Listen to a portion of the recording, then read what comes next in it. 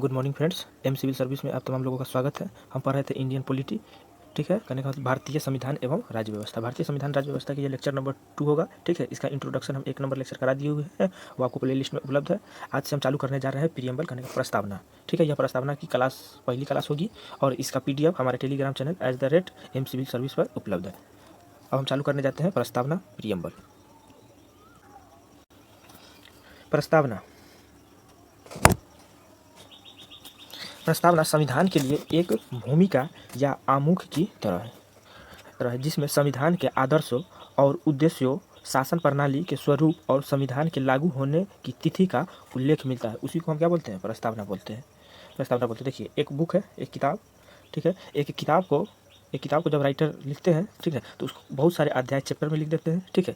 और किताब को लिखने का उद्देश्य क्या था? पहले आता है बुक का इंट्रोडक्शन में राइटर यह बताते हैं कि आखिर हम ये किताब क्यों लिखे हैं, ठीक है। और उसमें उस किताब की भूमिका या उनके आदर्शों को लिखते हैं, ठीक है। और किताब के इंट्रोडक्शन में करने का उसका चैप्टर दिया जाता है, तो उस चैप्टर में करने का मतलब उससे संबंधित उद्देश्यों को लिखा गया होता है, ठीक है। तो उसी तरह से संविधान जो है, संविधान की प्रस्तावना पूरी संविधान का इंट्रोडक्शन है, ठीक है। और उसमें कहने का शासन प्रणाली के स्वरूप और ये संविधान लागू होने की तिथि का उल्लेख मिलता है, ठीक है। कहने का मतलब शासन प्रणाली, शासन अब कैसा होगा, ठीक ना। प्रस्तावना यह बताता है शासन जैसे कि न्याय होगा, स्वतंत्रता होगा, समानता होगा, व्यक्ति की गरिमा, एकता और अखंडता होगी। तो यह शासन प्रणाली के क्या हो गए? स्वरूप हो गए। और संविधान लागू होने की तिथि का उल्लेख मिलता है।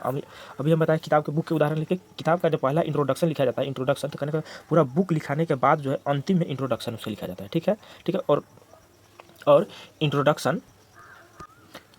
इंट्रोडक्शन लिखने के बाद राइटर किताब को नीचे आते आते क्या करते हैं? इंट्रोडक्शन यहाँ पर समाप्त होता है, वहाँ पर ही तिथि और अपना सिग्नेचर कर देते हैं। तो उसी तरह से संविधान जिस दिन लागू हुआ था, ठीक ना, तो उसका भी प्रावधान है प्रस्तावना में, संविधान लागू होने की तिथि का उल्लेख मिलता है। यहाँ तक क्लियर है? तो उसी को हम बोलते हैं प्रस्तावना, ठीक है। चलिए अब हम आते हैं प्रस्तावना, ठीक है। आइए प्रस्तावना को हम एक बार पढ़ लेते हैं। देखिए, भारत के संविधान की प्रस्तावना, ठीक ना। कहने का मतलब भारतीय संविधान में प्रस्तावना शब्द का जिक्र नहीं किया गया, वहाँ पर उद्देशिका शब्द लिखे हुए है। क्या लिखे हुए है? उद्देशिका। अगर आपसे कोई पूछ दे कि प्रस्तावना और उद्देशिका में कोई बेसिक अंतर है, तो यहाँ पर होगा नहीं, इसमें कोई बेसिक अंतर नहीं है, यही उद्देशिका है। इसी उद्देशिका को हम कथी बोलते हैं? प्रस्तावना। और प्रस्तावना का इंग्लिश में होता है क्या चीज़? प्रीएम्बल, ठीक है, ठीक है। तो देखिए इंग्लिश वर्जन में क्या हुआ है? प्रीएम्बल दिया हुआ है। यहाँ तक क्लियर है? कहने का मतलब है उद्देशिका शब्द लिखाने के लिए, यहाँ पर उद्देशिका दिलाने के लिए इतिहास का एक तथ्य जिम्मेदार है। आइए हम उस तथ्य पर चर्चा करते हैं। देखिए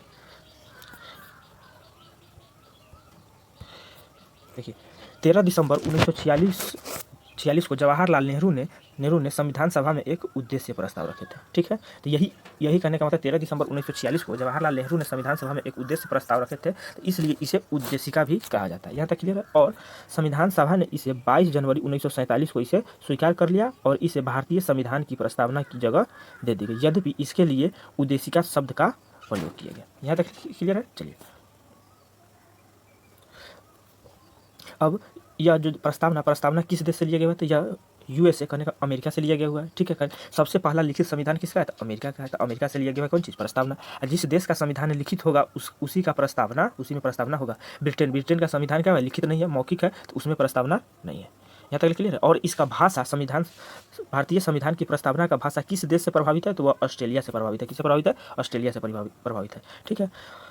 और संविधान कहने का मतलब 26 नवंबर 1949 को बनकर तैयार हुए थे, ठीक है, ठीक है। और कहने का मतलब इसी तरह हम 26 नवंबर को कैसी चीज़ मनाते हैं? संविधान दिवस मनाते हैं। एक बार BPS में क्वेश्चन पूछ दिया गया था कि हम संविधान दिवस कब मनाते हैं, तो 26 नवंबर को हम क्या चीज़ मनाते हैं? संविधान दिवस मनाते हैं। काहे के लिए मनाते हैं? तो 26 नवंबर 1949 को संविधान बनकर तैयार हो गया हुआ था, ठीक है। ये था अंग्रेजी महीना के तिथि के अनुसार, ठीक है। अब हम आते हैं हिंदी महीना के तिथि के अनुसार। तो हिंदी महीना में विक्रम संवत था, ठीक है, 2006 विक्रम संवत, ठीक है। महीना पूछ दिया जाए तो मार्गशीर्ष कौन था? मार्गशीर्ष का महीना था, ठीक है। तिथि पूछ दिया जाए तो शुक्ल पक्ष की सप्तम तिथि थी, ठीक है। चलिए, तो अगर अंग्रेजी महीना पूछा जाता तो 26 नवंबर 1949 को संविधान बनकर तैयार हो गया था। हिंदी महीना पूछ दिया जाए तो 2006 के विक्रम संवत, महीना मार्गशीर्ष और तिथि शुक्ल पक्ष की सप्तम तिथि। यहाँ तक क्लियर है? आइए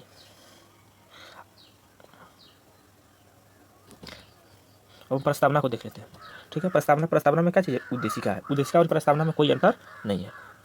देखिए, हम भारत के लोग भारत को एक संपूर्ण प्रभुत्व संपन्न समाजवादी पंथ निरपेक्ष लोकतंत्रात्मक गणराज्य बनाने के लिए तथा उसके समस्त नागरिकों को सामाजिक, आर्थिक, राजनीतिक न्याय, ठीक है, यहाँ पर देखिए न्याय, क्या चीज़ आया है? न्याय। न्याय क्या को तीन को सामाजिक, आर्थिक और राजनीतिक न्याय दिलाने के लिए, और विचार, अभिव्यक्ति, विश्वास, धर्म और उपासना की स्वतंत्रता। ठीक है, स्वतंत्रता क्या हो गया? विचार की स्वतंत्रता, अभिव्यक्ति की स्वतंत्रता, विश्वास, धर्म और उपासना की स्वतंत्रता। ठीक है, प्रतिष्ठा और अवसर की समानता। ठीक है, समानता यहाँ पर क्या? प्रतिष्ठा और अवसर की समानता प्राप्त कराने के लिए तथा उन सब में व्यक्ति की गरिमा और राष्ट्र की एकता और अखंडता सुनिश्चित कराने वाले बंधुता बढ़ाने के लिए दृढ़ संकल्प होकर अपनी इस संविधान सभा में आज तारीख 26 नवंबर 1949 मिति मार्गशीर्ष शुक्ल सप्तम सप्तम सप्तम संवत 2006। ठीक है, कहने का मतलब है मिति मार्गशीर्ष शुक्ल सप्तमी संवत 2006 विक्रमी को एदत द्वारा इस संविधान को अंगीकृत, अधिनियमित और आत्मार्पित करते हैं। ठीक है, तो यह हो गया भारतीय संविधान की प्रस्तावना। ठीक है, अब हम इसके भारतीय संविधान जो दिए हुआ है इसकी मुख्य बातों को अब हम चर्चा करते हैं। ठीक है, देखिए प्रस्तावना की मुख्य बातें। कहने का मतलब प्रस्तावना जो दिखाई देता है भारतीय संविधान का स्रोत कौन है? कहने का मतलब भारतीय संविधान के स्रोत हम अभी देखें, बोला जा रहा है कि हम भारत के लोग। तो हम भारत के लोग कहने का मतलब है कि जनता।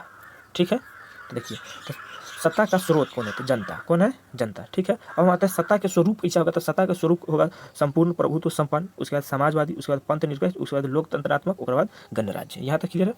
अब आता है सत्ता का उद्देश्य। सत्ता का उद्देश्य होगा न्याय, स्वतंत्रता, समानता, व्यक्ति की गरिमा, एकता और अखंडता और बंधुता।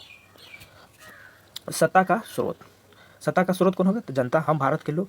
जनता जब होता है तो उसी को, जनता को बोला जाता है लोक प्रभु। क्या बोला जाता है? लोक प्रभु। ठीक है, ये लोक प्रभु का कॉन्सेप्ट दिए थे रूसो। कौन दिए थे? रूसो। और सत्ता का स्वरूप कैसा होगा? तो संपूर्ण प्रभुत्व संपन्न, समाजवादी, पंथ निरपेक्ष, लोकतंत्रात्मक, गणराज्य। सत्ता का उद्देश्य क्या होगा? किस उद्देश्य से संविधान लागू किया जा रहा है? तो न्याय दिलाने के लिए, स्वतंत्रता दिलाने के लिए, समानता दिलाने के लिए और व्यक्ति की गरिमा दिलाने के लिए और एकता और अखंडता को बढ़ावा देने के लिए और बंधुता को बढ़ावा देने के लिए।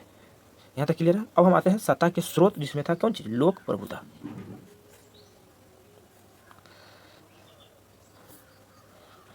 लोक प्रभुता कहने का सत्ता का स्रोत कौन है? जनता। ठीक है, और लोक प्रभुता का कॉन्सेप्ट कौन दिए हुए थे? तो रूसो के अनुसार रूसो बोलते थे कि voice of the people is voice of God. कहने का मतलब है जनता की आवाज़ भगवान की आवाज़ है। यहाँ तक क्लियर है। और लोक प्रभुता, ठीक है, देखिए लोक प्रभुता में बोला जा रहा है कि हम भारत के लोग। ठीक है, संविधान को क्या चीज़ कर रहे हैं? अंगीकृत, अधिनियमित और आत्मार्पित। ठीक है, तो हम भारत के लोग कहने का संविधान को कथी कर रहे हैं? स्वीकार करना। ठीक है, तो कथी करें? हम भारत के लोग, हम ही तो लोग क्या कथी करें? संविधान को स्वीकार किए हुए। ठीक है, और हम अपने ऊपर ही क्या किए हुए हैं? लागू किए हुए हैं। तो इसी को बोला जाता है अधिनियमित। ठीक है, और आत्मार्पित, हम देश को क्या कर रहे हैं? सौंप रहे हैं। ठीक है, यहाँ तक कि हम देश को कथी कर रहे हैं? सौंप रहे हैं अपने लिए और आने वाली पीढ़ी के लिए हम कथी कर रहे हैं? संविधान को सौंप रहे हैं। इसी को बोला जाता है आत्मार्पित। ठीक है, आत्मार्पित। ठीक है, तो कथी हो गया? अंगीकृत, अधिनियमित और आत्मार्पित कर रहे हैं। तो कौन? तो हम भारत के लोग। यहाँ तक क्लियर है। तो इसी को बोला जाता है लोक प्रभुता। अब हम आते हैं केसी बियर साहब एक ब्रिटेन के बहुत बड़े दार्शनिक है। ठीक है, फिलोसफर है और संविधान के बहुत बड़ा ज्ञातक है। वो बोलते हैं कि भारत के संविधान में जो लोक प्रभुता एक भ्रम है। ठीक है, वही बोल रहे हैं कि भारत के संविधान में लोक प्रभुता एक भ्रम है। यहाँ तक क्लियर है। अगर यही क्वेश्चन के रूप में पूछ दिया जाए कि भारत के संविधान में लोक प्रभुता एक भ्रम है, 200 शब्दों में लिखे। ठीक है, तो उसका उत्तर हम देंगे कि पहले हम यह देखेंगे कि केसी बियर साहब क्यों बोल रहे हैं कि भारतीय संविधान में लोकप्रियता एक भ्रम है। उसके बाद हम अपना व्यू देंगे और केसी बियर साहब के सभी बातों का खंडन करते तार्किक तरीके से खंडन करेंगे। यहाँ तक क्लियर है। खंडन करेंगे क्योंकि अगर कोई भी अगर हमारे कार्यपालिका, प्रधानमंत्री या कार्यपालिका की में त्रुटि पाई जाती है तो उसका हम आलोचना कर सकते हैं। लेकिन अगर कोई संविधान, हमारे भारतीय संविधान की आलोचना करे तो हम उसका पूर्णतः खंडन करेंगे। यहाँ तक क्लियर है। तो चलिए अब हम देखते हैं इसको। तो भारत के संविधान में लोक प्रभुता एक भ्रम है। ठीक है, तो देखिए अब क्यों भ्रम है? केसी बियर साहब ऐसा क्यों बोल रहे हैं? तो केसी बियर साहब पूछ रहे हैं, हम ही से पूछ रहे हैं, चलिए आप बताइए इस संविधान को कौन सी संस्था ने बनाया है? ठीक है, कौन सी संस्था ने बनाया है? तो हम बोल रहे हैं कि भारत के संविधान को संविधान सभा के द्वारा बनाया गया है। ठीक है, तो फिर हमसे केसी बियर साहब पूछ रहे हैं कि ठीक है, संविधान सभा का निर्वाचन कैसे हुआ है?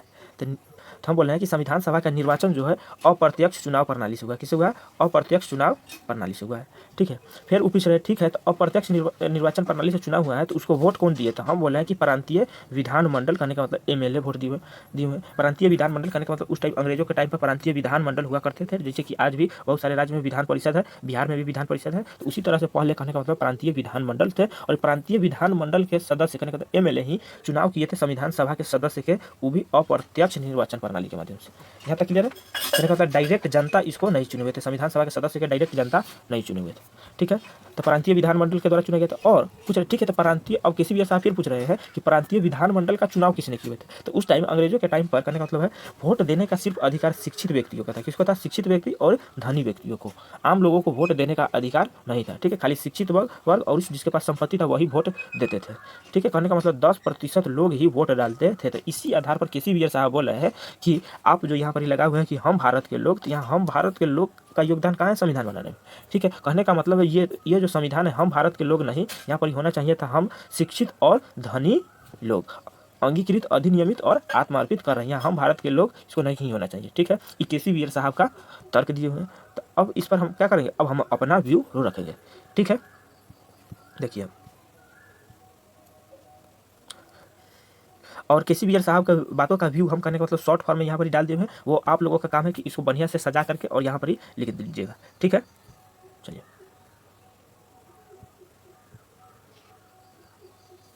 देखिए, अब हम केसी वीर साहब को, अब हम अपना व्यू रखेंगे, अब हम अपना मत रखेंगे, ठीक है। केसी वीर साहब का उपयुक्त मत लिखेंगे, क्या चाहिए? मत सही नहीं है, ठीक है। और इसको हम तार्किक तरीके से क्या करेंगे? खंडन करेंगे इसकी बातों, इनकी बातों को।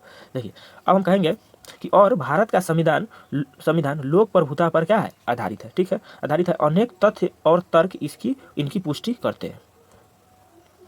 अब हम तर्क देख लेते हैं। यद्यपि भारत की संविधान सभा का गठन अप्रत्यक्ष निर्वाचन के आधार पर हुआ था और तत्कालिक प्रावधानों के अनुसार प्रांतीय विधानमंडल के चुनाव में केवल धनी और शिक्षित वर्ग के मतदान का अधिकार था। उस टाइम करने का तो अंग्रेज थे, अंग्रेजों के टाइम पर करने का केवल धनी और शिक्षित वर्गों को मतदान देने का अधिकार था। लेकिन यहाँ तक ये बात तो केसी वीर साहब समझ गए हैं। उसके आगे देखिए, अब जब करने का था, जब हमारा संविधान बनकर तैयार हो गया, तो जब 1952 में पहला आम चुनाव हुआ, 1952 में पहले आम चुनाव में संविधान सभा के अधिकांश सदस्य क्या हुए कि भारी बहुमत से फिर वही निर्वाचित हुए। तो कहने का मतलब है जो संविधान सभा के सदस्य थे तो वह पहले से ही फेमस थे, ठीक ना। कहने का मतलब वो लोगों के कथी थे? संपर्क में थे। ऐसा थोड़ी होगा कि 1 या 1.5 साल में लोगों के संपर्क में, लोग के बीच में फेमस हो जाएंगे। कहने का मतलब वो पहले से ही फेमस थे, ठीक है। तब तो कहने का मतलब 1952 के चुनाव में वह क्या हुए? फिर से भारी बहुमत से जीत के सामने है, ठीक है। तो वही बात लिखी हुआ है कि लेकिन 1952 के पहले आम चुनाव में संविधान सभा के अधिकांश सदस्य भारी बहुमत से निर्वाचित हुए। ये चुनाव अब धनी और शिक्षित व्यक्ति को सिर्फ वोट देने का अधिकार नहीं था, इस टाइम पर सार्वभौमिक वयस्क मताधिकार थे। इससे यह स्पष्ट हो जाता है कि भारतीय संविधान के निर्वाचित करने का तो सच्चे अर्थों में जनता के प्रतिनिधि थे। जो संविधान सभा के निर्माण किए थे वे सच्चे अर्थों में कथित थे, जनता के प्रतिनिधि थे। यहाँ तक क्लियर हो गया। चलिए, तब किसी भी साहब का बातों को हम कथी करेंगे? खंडन करेंगे। अगर 1952 के चुनाव में, यहाँ पर 1952 के चुनाव में अगर संविधान सभा के अधिकांश सदस्य भारी मतों से निर्वाचित नहीं हुए होते तो किसी भी साहब का मत सही हो जाता। लेकिन हम यहाँ पर देख रहे हैं कि 1952 में क्या हुआ कि संविधान सभा के अधिकांश सदस्य क्या हो गए? भारी बहुमत से विजयी हुए। यहाँ तक क्लियर है। और वह सच्चे अर्थों में कथित थे, जनता के प्रतिनिधि थे। चलिए, अब हम दूसरा तर्क देंगे। दूसरा तर्क यह देंगे कि भारत का संविधान लोकतंत्र को मान्यता देता है। जहाँ पर लोकतंत्र को मान्यता देगा, जिस देश में लोकतंत्र होगा वहाँ पर ही लोक प्रभुता के बिना असंभव है। जहाँ पर लोक प्रभुता नहीं होगा वहाँ पर लोकतंत्र नहीं होगा। तो वही हम कहेंगे कि भारत का संविधान लोकतंत्र को मान्यता देता है और लोकतंत्र लोक प्रभुता के बिना संभव नहीं है। अगला जो पॉइंट है, 1 नंबर पॉइंट है, बोला जा रहा है संपूर्ण प्रभुत्व संपन्न। देखिए, संपूर्ण प्रभुत्व संपन्न से तात्पर्य है एक ऐसे देश से है जो अपने आंतरिक और बाह्य मामले में निर्णय के लिए वह क्या हो? स्वतंत्र हो। कहने का मतलब संपूर्ण प्रभुत्व संपन्न का अर्थ होता है कि वह अपने बाह्य और आंतरिक मामले लेने में क्या होते हैं? स्वतंत्र होते हैं, ठीक है। तो देखिए, आंतरिक और बाह्य मामला, ठीक है। तो देखिए, और दोनों में वह क्या होते हैं? स्वतंत्र होते हैं। तो देखिए, आंतरिक मामला जैसे कि राजनीतिक मामला, आर्थिक मामला और ये सामाजिक मामला, ठीक है। राजनीतिक मामला के अंतर्गत आता है कि भारत का राष्ट्रपति कौन होगा, ठीक है। तो भारत के राष्ट्रपति कौन होंगे? तो ये जनता, भारत की जनता डिसाइड करेंगे कि भारत का राष्ट्रपति कौन होंगे, ठीक है। या भारत के मंत्रिपरिषद डिसाइड करेंगे कि भारत के जनता कौन होंगे। इसमें कोई भी विदेशी दखल नहीं दिया जाएगा, ठीक है। भारत की आर्थिक नीति, भारत सरकार को जितना होगा उतना टैक्स लगा सकती है, ठीक है। इस पर कोई विदेशी हस्तक्षेप नहीं होगा, ठीक है। जैसे कि जीएसटी लाना होगा तो भारत सरकार क्या कर सकती है? जीएसटी ला सकती है और लाई भी है। और इस पर कहने का जीएसटी लाई है तो उस पर कोई भी विदेशी हस्तक्षेप नहीं कर सकता है। सामाजिक मुद्दे पर भारत सरकार निर्णय करेगी कि हम अपने यहाँ महिलाओं की स्थिति क्या रखेंगे, ठीक है। और धर्म जाति को कितना कहने का मतलब है, तो देखिए, तो राजनीतिक मामला हो गया, आर्थिक मामला हो गया और सामाजिक मामला। सामाजिक मामला कहने का मतलब है कि भारत सरकार तय करेगी कि हम महिलाओं को कितना आरक्षण देंगे, ठीक ना, और जाति के आधार पर हम किस जाति को कितना आरक्षण देंगे, कौन सी जाति रहेगी, कौन सी SC ST कैटेगरी में बांटा जाएगा, वो सामाजिक मुद्दे किसके हाथ में रहेंगे, भारत सरकार के। इसमें कोई भी विदेशी हस्तक्षेप नहीं कर सकता। अब हम आते हैं बाह्य मामले। बाह्य मामले करने का मतलब कौन सा देश हमारा मित्र होगा या शत्रु होगा, यह चयन भारत सरकार करेगी, ठीक है। और किससे हमको युद्ध करना है और कब हमको शांति की घोषणा करना है, यह भी निर्णय भारत सरकार करेगी। और स्वतंत्र विदेश नीति अपनाएगी। हमको कौन से संगठन में शामिल होना है, कौन से संगठन में नहीं शामिल होना है, यह निर्णय कौन करेगी, भारत सरकार करेगी। इस पर कोई विदेशी हस्तक्षेप नहीं करेगा।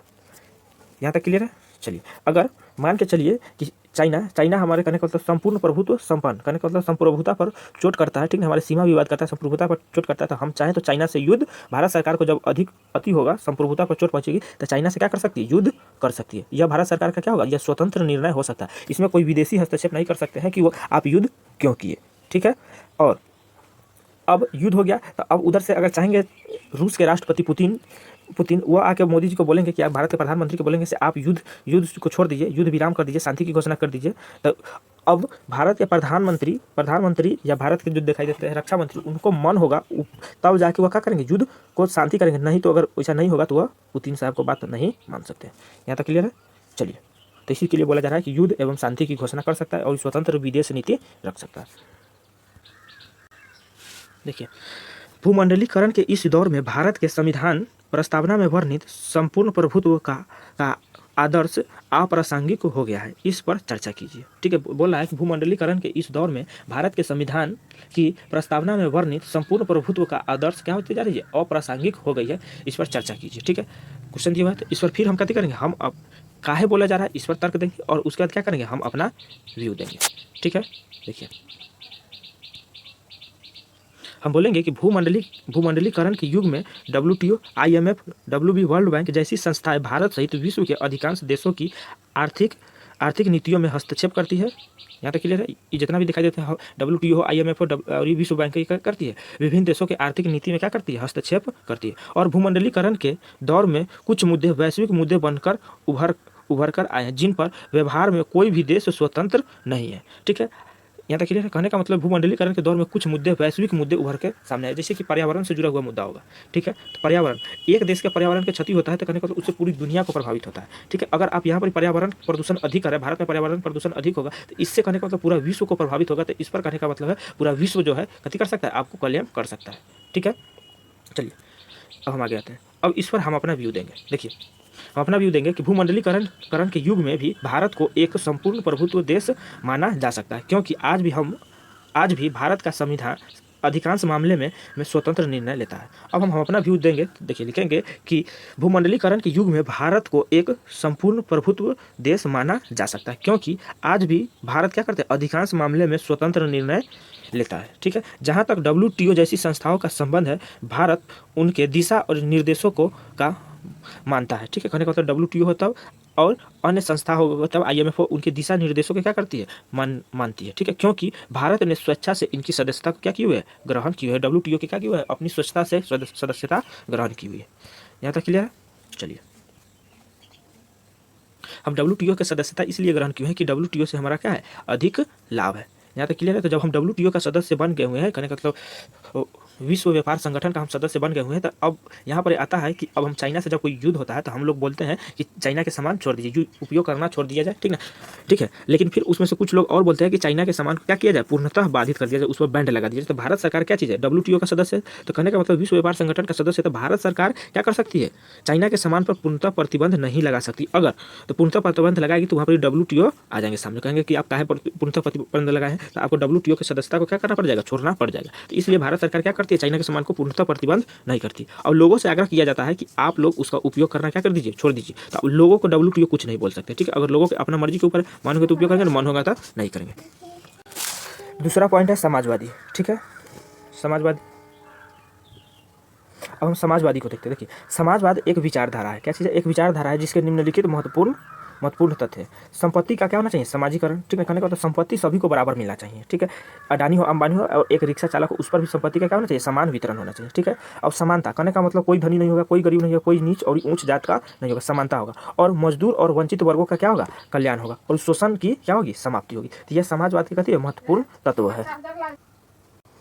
ये क्या है, महत्वपूर्ण तथ्य है। समाजवाद संपत्ति का क्या होना चाहिए, समाजीकरण होना चाहिए। संपत्ति का समाजीकरण से मतलब है कि संपत्ति है, संपत्ति को बराबर बांट देना चाहिए, ठीक है। यहाँ पर ना कोई अडानी होगा, ना कोई अंबानी होगा, ना कोई गरीब लोग है, ठीक है। संपत्ति जो होता है उसको बराबर सभी लोगों में बराबर बांट देना चाहिए। और क्या होना चाहिए, समानता होना चाहिए। कोई धनी नहीं होगा, कोई अमीर नहीं होगा, कोई गरीब नहीं होगा, ठीक है। और कोई कहने का मतलब ऊंच जात का नहीं होगा, कोई नीचे जात का नहीं होगा। और मजदूर और वंचित वर्गों का क्या होना चाहिए, कल्याण होना चाहिए। और शोषण की क्या हो जानी चाहिए, समाप्ति हो जानी चाहिए। यह है समाजवाद का यह महत्वपूर्ण तत्व, ठीक है। देखिए समाजवाद दो प्रकार से होते हैं, एक होता है मार्क्सवाद समाजवाद, एक होता है लोकतांत्रिक समाजवाद। यहाँ तक क्लियर है। चलिए हम इसके आगे देखते हैं।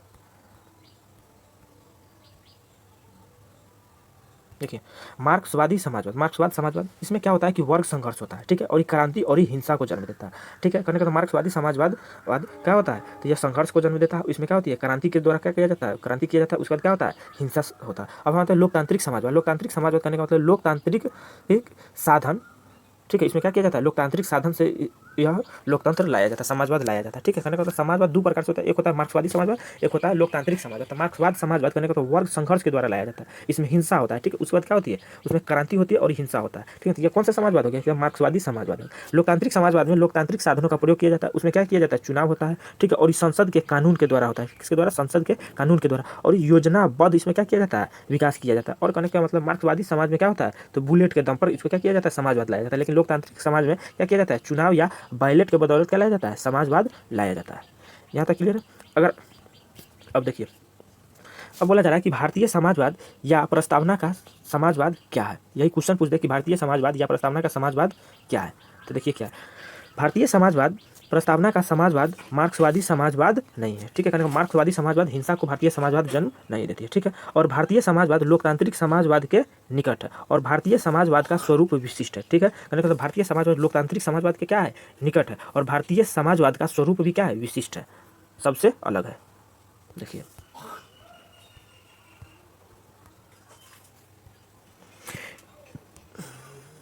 और भारतीय संविधान में कहने का मतलब है समाजवाद की परिभाषा नहीं दिए गए थे। समाजवाद की परिभाषा डीएस नकारा केस 1952 है, ठीक है। डीएस नकारा केस 1952 में डीएस नकारा केस में सुप्रीम कोर्ट ने भारतीय समाजवाद को परिभाषित करते हुए इसके निम्नलिखित तत्व बताए, ठीक है। उसमें बताया कि आय की असमानता को क्या करना होगा, कम करना होगा। आय की असमानता क्या करना होगा, कम करना होगा।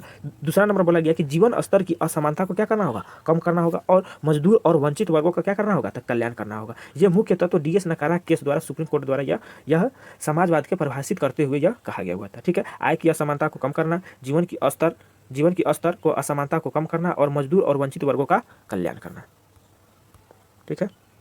देखिए इस प्रकार भारतीय समाजवाद के केंद्र में उत्पन्न के संविधान के सामाजिकरण विचार नहीं थी। कहने का मतलब है इस प्रकार भारतीय समाजवाद के केंद्र में उत्पादन के संसाधनों के समाजीकरण का विचार नहीं था, ठीक है। कहने का मतलब भारतीय समाजवाद जो था उसके उत्पादन के केंद्र में संसाधनों का समाजीकरण का विचार नहीं था, बल्कि इसके केंद्र में कौन चीज था, समानता का विचार है। कहती है समानता, सभी को क्या होगा, समान अधिकार मिले, ठीक है। देखिए तो कहने का मतलब है भारतीय समाजवाद के केंद्र में उत्पादन के साधनों का समाजीकरण का विचार नहीं है, ठीक है, लेकिन समानता का विचार है। अतः भारतीय समाजवाद अनिवार्यतः पूंजीवाद का विरोधी नहीं है। भारत में पूंजीवाद और समाजवाद का सह अस्तित्व संभव है, ठीक है। यह भारतीय समाजवाद की विशेषता है। कहने का मतलब है मार्क्सवादी समाजवाद वह पूर्णतः पूंजीवाद को क्या करती है, विरोध करती है और हिंसा और संघर्ष के बदौलत क्या करती है, वह समाजवाद को लाती है, ठीक है। कहने का मतलब पूंजीवाद को यहाँ पर क्या करती है, मार्क्सवादी समाजवाद पूंजीवाद को पूर्णतः वर्ग संघर्ष, क्रांति और हिंसा के माध्यम से समाप्त कर देती है, ठीक है। लेकिन लोकतांत्रिक समाजवाद में वही कहने का मतलब पूंजीवाद को लोकतांत्रिक तरीके, चुनाव और संसद के कानून और योजनाबद्ध विकास से क्या कर देती है, लोकतांत्रिक समाजवाद को लेकर आती है। तो भारत में कौन सा समाजवाद है, तो लोकतांत्रिक समाजवाद है, ठीक है। तो देखिए तो वही बात यहाँ पर बोला जा रहा है। तो अतः भारतीय समाजवाद अनिवार्यतः पूंजीवाद का विरोधी नहीं है, ठीक है। कहने का भारत में पूंजीवाद और समाजवाद का सह अस्तित्व संभव है, दोनों एक साथ साथ चल सकते हैं। यह भारतीय समाजवाद की क्या है, विशिष्टता है, ठीक है। चलिए आज के लिए इतना ही, आज यहीं पर रहने देते हैं, ठीक है। और इसकी आगे की चर्चा करेंगे आगे के क्लास में, ठीक है। यहाँ से बहुत बढ़िया से समझ में आगे और अच्छा से समझ में आने वाला है इंडियन पॉलिटी। चलिए अगर वीडियो समझ में आया तो वीडियो को लाइक कर दे, कमेंट कर दे और पसंद आया तो उसको शेयर कर ले और सब्सक्राइब कर ले, ठीक है। आज के लिए इतना ही, धन्यवाद।